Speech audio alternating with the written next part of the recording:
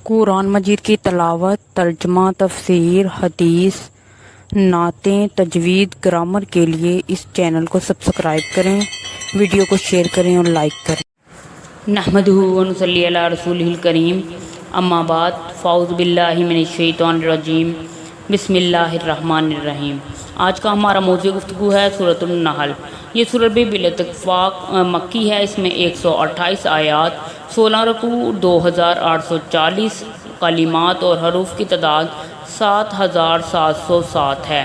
نام کی وجہ تسمیہ: اس سورت کا نام سورۃ النحل ہے۔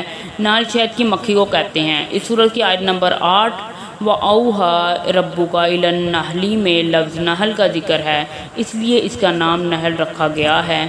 نیز اس سورت کا نام سورۃ النعام بھی ہے کہ اس میں زیادہ تر اللہ تعالیٰ نے اپنی نعمتوں کا ذکر کیا ہے۔ زمانہ نزول: یہ سورت بھی ان صورتوں میں سے ہے جو نبی کریم صلی اللہ علیہ وآلہ وسلم کی مکی زندگی کے آخری دور میں نازل ہوئیں۔ شان نزول: مکہ شہر جبل ابی قیس کے دامن میں واقع شہر ہے۔ اس کے بازار نوادرات عالم سے بھرے پڑے ہیں۔ اس کی منڈیوں میں مختلف اجناس کے ڈھیر لگے ہوتے ہیں۔ جزیرہ عرب کا ہر آدمی یہاں کے بسنے والوں کا احترام کرتا ہے۔ برے قبائل کے لوگ بھی اس کے دل سے عزت و تکریم کرتے ہیں۔ ان کے قافلوں پر حملہ کرنے کی جرات نہیں کرتے۔ یہ شہر اتنا بارونق اور باروب کیوں ہے؟ اس کے باشندوں کا اتنا احترام کیوں کیا جاتا ہے؟ اس لیے کہ اس میں کعبہ، اللہ تعالیٰ کا گھر، اس کی بنیادیں ابراہیم کے پاک ہاتھوں نے رکھی اور یہاں کے رہنے والوں کی اکثریت آپ صلی اللہ علیہ وآلہ وسلم کی نسل سے ہے۔ لیکن وہ دین جس کی اشاعت کا مرکز یہ شہر بنایا گیا تھا، وہ عقیدہ جو ابراہیم علیہ السلام نے اپنی اولاد کو سکھایا تھا، وہ ناپید ہو چکا تھا۔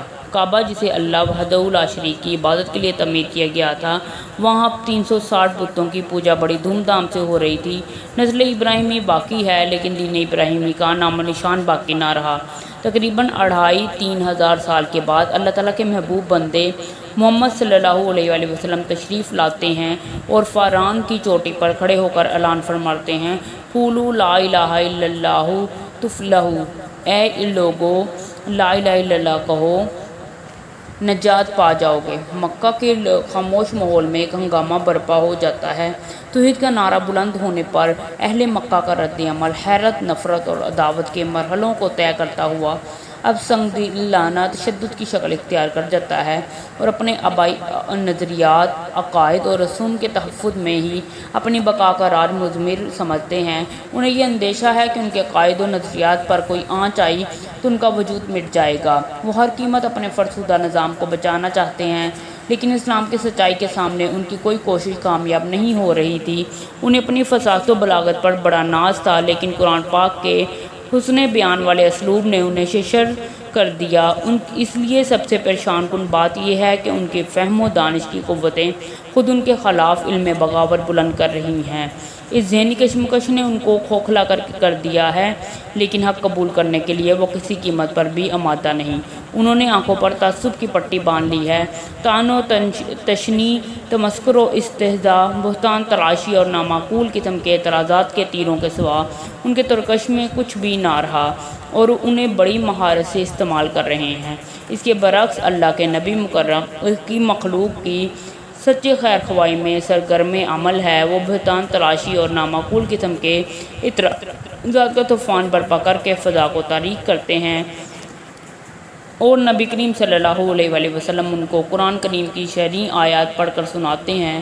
وہ عداوت کا اظہار کرتے ہیں اور یہ محبت و پیار کا دامن پھیلاتے ہیں۔ یہ سورہ مبارکہ انہی حالات میں نازل ہوئی۔ اس کی آیات میں ہدایت پذیری کا سارا مواد موجود ہے جس کی اس وقت ضرورت تھی۔ صدق اللہ العظیم۔ مہربانی کر کے اس چینل کو سبسکرائب کریں اور ساتھ لگے بیل آئیکن کو دبائیں اور صدقہ جاریہ سمجھ کے خود بھی سبسکرائب کریں۔